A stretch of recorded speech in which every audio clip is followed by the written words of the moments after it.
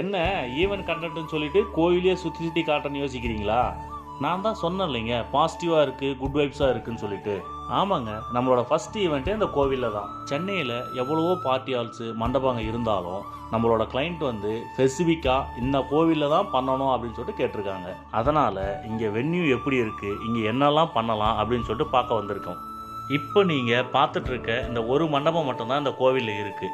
அதுவும் நம்ம பார்க்குற அந்த டேட்டில் ஆல்ரெடி புக் ஆகிட்டுருக்கு. நம்ம கிளைண்ட் வந்து இந்த இடத்துல தான் பண்ணணும், இந்த டேட்டில் தான் பண்ணணும்னு சொல்லிட்டு விருப்பப்படுறாரு. ஸோ என்ன பண்ணலாம் அப்படின்னு சொல்லிட்டு யோசிக்க சொல்லலாம். இந்த கோவில்லையே பக்கத்தில் ஒரு எம்டி பிளேஸ் ஒன்று இருக்குது. இந்த இடம் எப்படி இருக்குன்னு சொல்லிட்டு நீங்களே பார்த்துட்ருக்கீங்க.